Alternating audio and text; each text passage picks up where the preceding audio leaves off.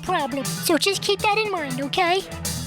Alright, let's jump into the ingredients. Again, you can get these ingredients at any grocery store, and I'll leave it here for a second so you can take notes and do whatever you need, okay?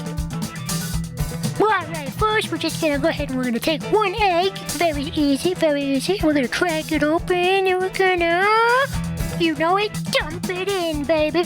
And now we're gonna take 2 tablespoons of milk, and after a while you'll be able to eye this up. But for now, measure at the beginning, and then we're gonna dump it in, baby. Oh yeah.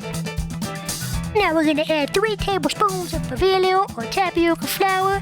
You probably won't be able to find Pavilio in the regular store. You have to go to a Brazilian market.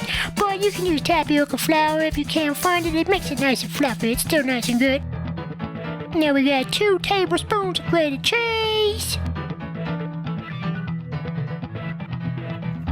Now we're just going to go ahead and stir this out. You just don't want any big clumps in there, okay? Because it really won't just... It won't be very crepey if you do it and leave chunks in it, okay? Now we're going to take our oven stove and put it to about halfway. We don't want it to get too hot. And then this is a fun part of this dish. You can add whatever kind of meats or cheeses that you want, okay? If you want to add non-deli meat, you can go ahead and do that too. If you had a fancy meal the night before, you can use that meat. Or if you're a vegetarian, you can use only cheese. Or you can even sneak in some vegetables in there. You know, it's up to you. Just whatever you're feeling that day. And then we're going to go head back to our pan. It should be nice and hot right now. You want it really nice and hot. Okay, we're just going to coat it with a little olive oil. And we're just going to dump it in like this, okay? Alright, and then it's just going to start to sizzle. I love that sound. And now what we're going to do is we're just going to roll it around the pan, and we're just going to get it all around there, and it's going to start to cook and get all non-liquidy anymore. Just keep swirling it around until it starts to all catch the heat and get all cooked.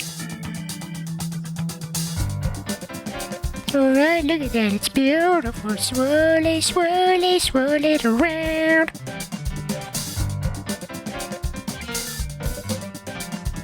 Now we're going to grab our insides, whatever you chose to use, and we're just going to go ahead and layer them on one side, okay? If you put them in the middle when you fold it, it's not going to fold it nicely, okay?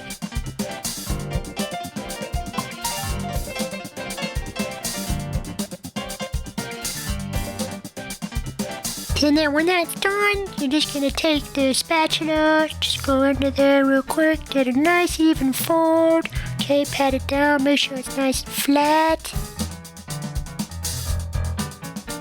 And then we're just going to sit it in there for about 2 minutes, okay? And it's going to cook and just start to smell beautiful in your kitchen. Then when that's done, you're going to take your spatula, just loosen up any cheese you got on the side. Then we take it, carefully flip it over. And then again, another 2 minutes, okay? And then we're going to put it on a plate. And then there we go, ladies and gentlemen. We have a beautiful, quick and easy breakfast crepe. It's quick and it's easy. It's going to save you lots of time. And your kids are going to want it every day. I promise it's going to get annoying after a while because you don't want to cook it. But you're just going to have to do it for him because you love your kids and that's what you do. Okay, everybody. Thanks for tuning in. And we'll see you next time on Deep in the Kitchen.